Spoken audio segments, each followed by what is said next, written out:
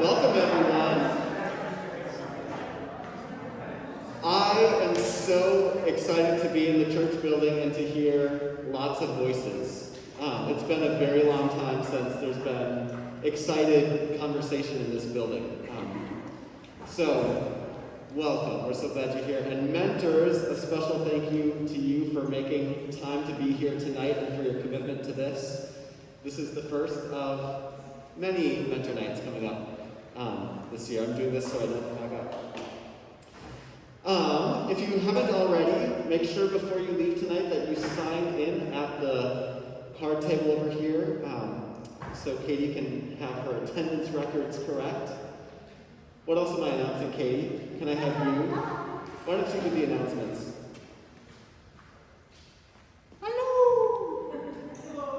All right, I brought the calendar. So just a few announcements about our life together. And for the mentors that aren't necessarily going to some of these events, your encouragement to your student to do this stuff would be really, really helpful. So first of all, coming up next week is a small group night, and then we have MEA off. So nobody meets here on the 20th of October, okay? Then, on the 27th, I know it seems far away, but I really want my 9th and 10th graders to get this. Everybody who helps on Sunday mornings here, if it's children's ministry, if it's ushering, greeting, being a lector, a community assistant, acolyte, we're all going to train on the 27th during this hour, for this hour.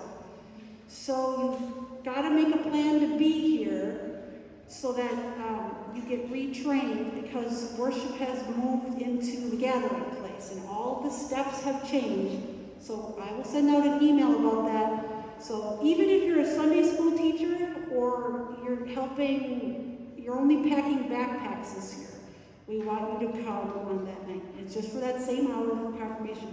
And then the other thing I want you to know is coming right up. 10th graders on November 3rd, we are going to Mount Zion. And we'll keep reminding you about this because we start at 6 o'clock over there. It's a Summit and Hamlin.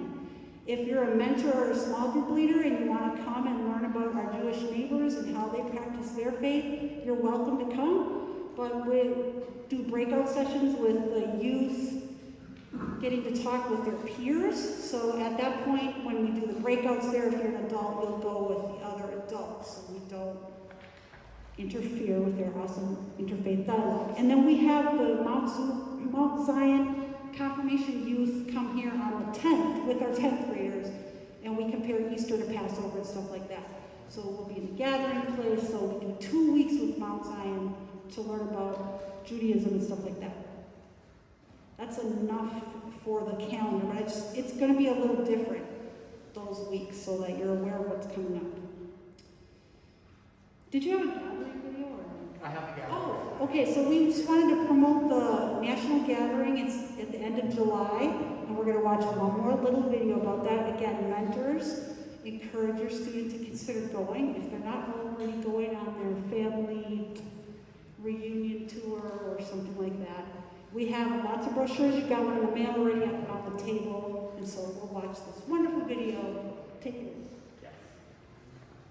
I said this 2 weeks ago, but as a reminder, the youth gathering is usually somewhere else in the country, and you have to pay for airfare or bus fare or whatever you need to get there. This year, next summer, the youth gathering is in Minneapolis. So we have the luxury of not having to make a big trip to go elsewhere. We do still plan to stay as a group in the host hotel, which is really the most fun part of the entire thing. That's where all the fun happens after hours and where there's just stuff going on, and you don't want to miss that part. So rather than going there during the day and then coming back at night to sleep at home, we'll be staying there together, and that's super fun. We have a video about the youth gathering that I'm going to show you now.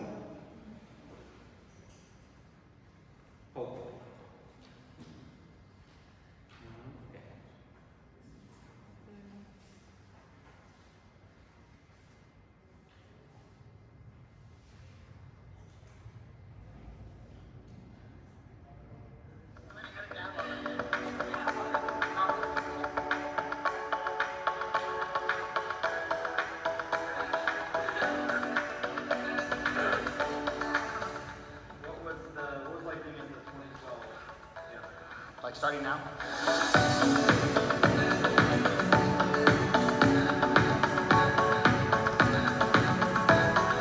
All these experiences you have and people you meet. Magnitude and just the sheer volume of people, and it's just an incredible experience that really, I don't know where I or anyone else could get that experience anywhere else. A monumental experience that just belongs on the timeline of your faith journey. It was extremely deep for me in terms of my faith journey. You get to meet people from all over the world. And I really get to see God in new ways, because when you're with 30,000 people, it's this really like powerful feeling. In terms of the nightly gatherings, that was extremely deep for me because it would simultaneously challenge your faith and reassure your faith. So you get to understand more what it means to be Lutheran. What really impacted me and made me stop and kind of gaze in wonder was we got to get all of the youth of the ELCA together in one place was seeing 30,000 other teenagers just like me to worship and have a great I time. think one of the biggest things that I really took away from the youth gathering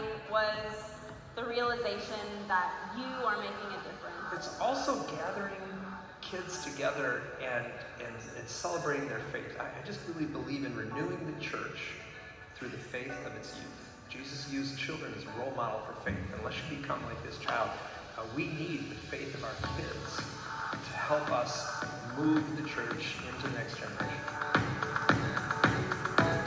I think for me, in both places, it was this idea of accompaniment lived out. People would ask, well, why are you here? Like, what are you doing here? And just the opportunity that provides to engage the communities that are welcoming us. I think the youth gathering enriches congregational ministry and gives them some other languages, some other tools, and other experiences to take back and live out then in their local congregations. Being able to go to a place where there's thousands of Lutherans and you go help a city of people, and like it makes you so proud of doing so much discipleship, because we learn about that in church, but then when you actually do it, it makes you feel better about being a person and being a Christian. But once I came back, It is a place where Christ is. And it makes you want to do something when you get home. I really just started thinking, like, how can I find God like I did at the gathering back home? It was just a really great experience, and I'll probably remember it for the rest of my life.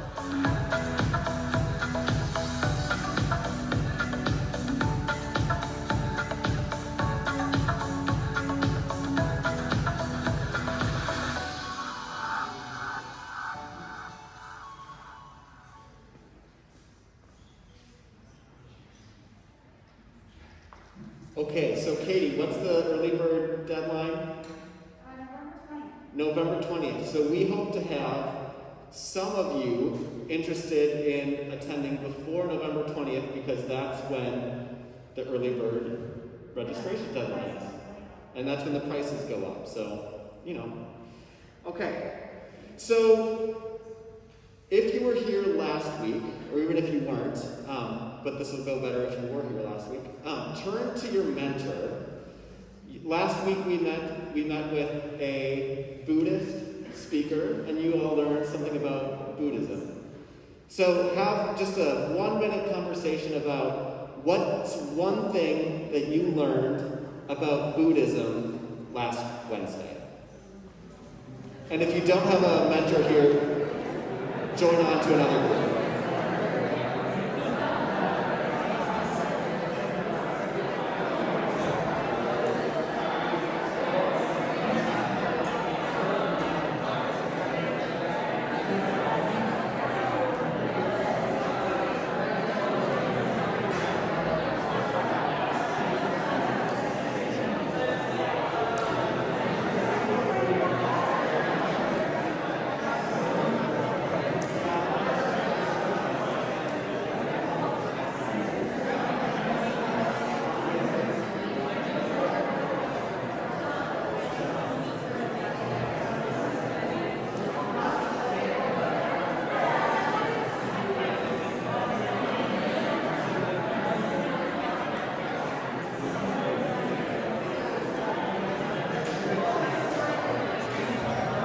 Okay, wrap up your conversations and bring it back.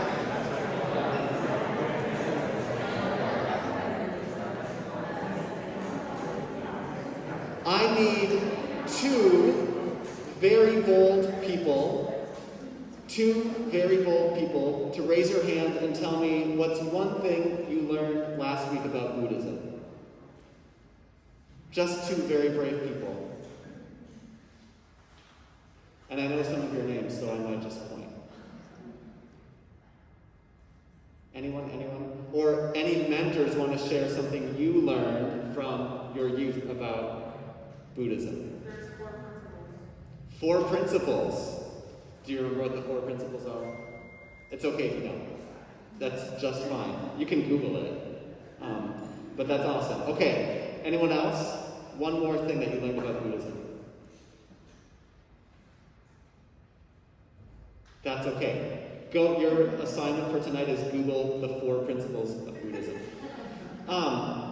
So, you all know that this year is the year that we are doing a big focus on other religions, other faith traditions like Buddhism. You heard about our 10th graders. Those of you in 10th grade get to go in a few weeks to Mount Zion and learn more about Judaism. And we'll have opportunities to learn about other faiths too. So we're going to do just a short lesson tonight before we send you off into your mentor conversations about what it means to live in a multi-faith world. Okay.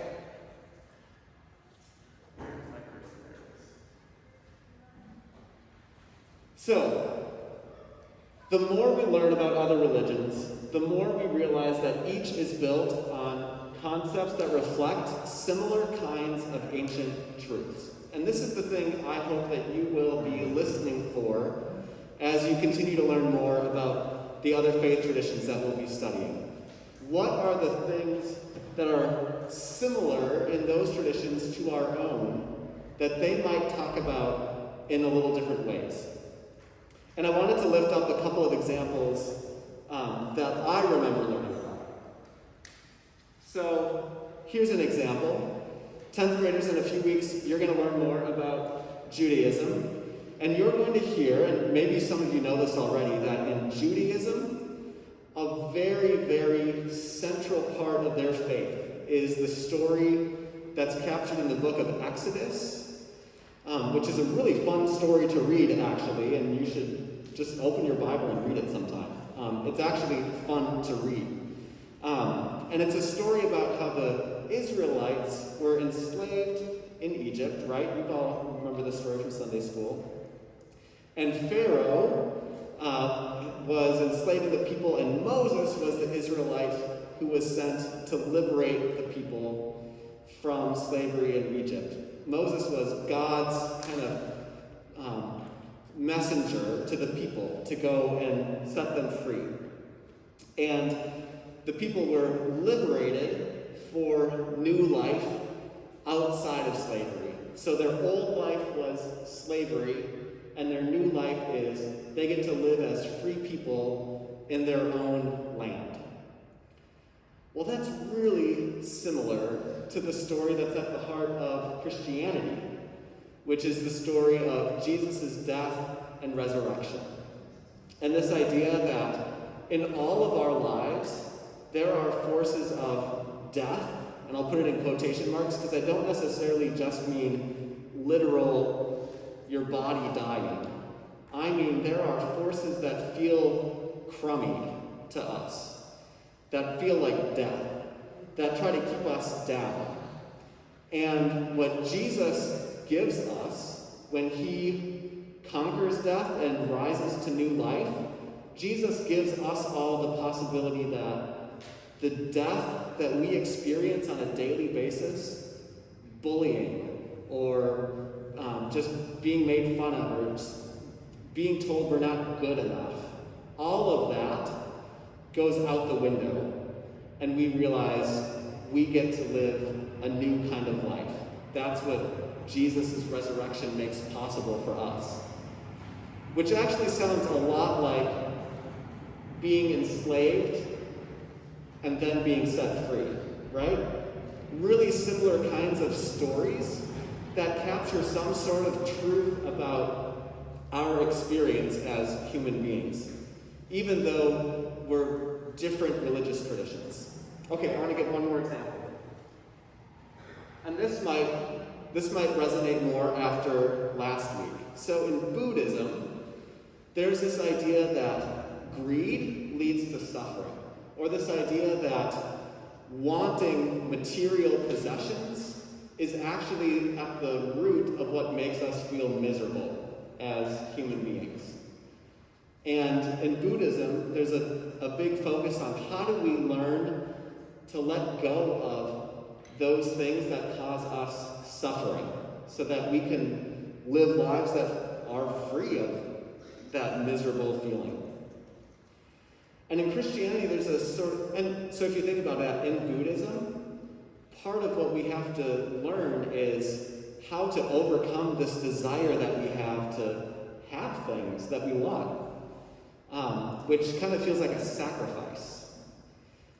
Which is also, in Christianity, sacrifice is a really important idea.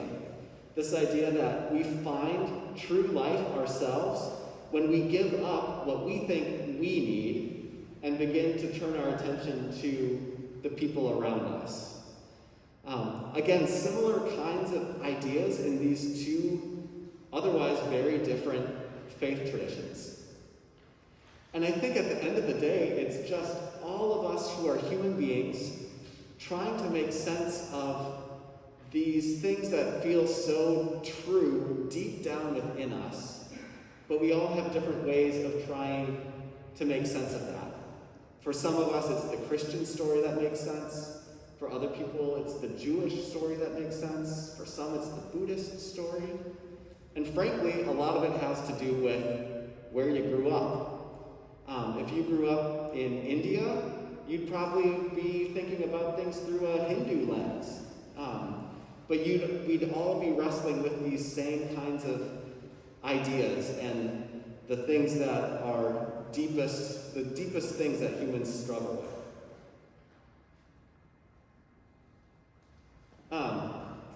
So another way of saying that is there's some aspect of what it means to be human that involves contact with something changeless and beyond time. Somehow we are all connected to the eternal, or like something that is unchanging, never ending. There's something deep within each of us that endures forever, even though none of us will endure forever ourselves. This is another thing that I think all the religious traditions have in common, is that we recognize that we are somehow intimately connected with other people and with all other creatures. All of creation is linked together in a fundamental and inalterable, unchangeable way. And all of our religious traditions are trying to figure out what is that relationship that connects us to one another and connects us with creation itself. And lastly, there are some truths we can't comprehend using our intellect, using our brains. Human reason is limited. Some truths can only be felt and experienced, and they cannot be explained. I sometimes get this feeling like when I'm sitting in church and like we're singing a beautiful hymn or something, or like I distinctly remember singing Jesus Loves Me a cappella, meaning no organ or any other accompaniment, in 4-part harmony, and I was just like overcome with emotion.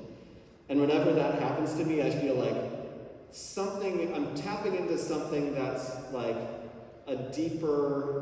there's something deeper going on that I can only access through music or art or some other way that's beyond just thinking. And I think all of our faith traditions reflect that and try to tap into that somehow. The last thing I want to say is these are 4 different pictures of the same mountain. So imagine you grew up living in a village at the, right where this picture is taken from. And you spent your whole life looking at this mountain. Every day you woke up and you went to sleep looking at this mountain, and you knew it so well. You knew every contour, you knew every the peak and valley. You knew everything about that view of the mountain. And then one day, you travel to another village at the base of the mountain somewhere else, and you realize, oh my gosh, these people have been looking at this same mountain and seeing it completely differently for their whole lives. And you realize we're all actually looking at the same mountain, but because of where we're looking at it from, it looks different to us than it looks to others. And I sometimes think that's what different faith traditions are like. It's almost like we're planted in one place, and we're all looking at the same thing, but because of where we are situated and who we're around, we can only see things one way. And how much more interesting is it if we can talk to the other people who are also looking at the same mountain, but looking at it differently, and they can help us see it in new ways. Kind of like our faith. Most of us will spend our whole lives just trying to make sense of the Christian story. And there's more than a lifetime's worth to try to understand about it. But we can all grow deeper in our own faith by learning what other people from different faiths who are looking at it all a little differently, what they think about all these same questions we're asking about God and about the divine. Which is the whole reason why we have this unit in confirmation where we study the other faith traditions. Okay, so the question that I want to leave you with, to discuss with your mentors, or your mentors might have other questions they want to talk about too, but here's a question. How does thinking about different religions in this way change how we think about people who practice different faiths? Got it? So, have at it. You're welcome to go. Some of you can stay here if you like, but if you want to go in a place where you can hear better, go ahead and spread out other places in the building. I think there's still a training going on up in the gathering place, so maybe don't go up there. And the sanctuary is under construction, so, just look around the building and find a place where you can talk about stuff. I think Sunday school rooms are available.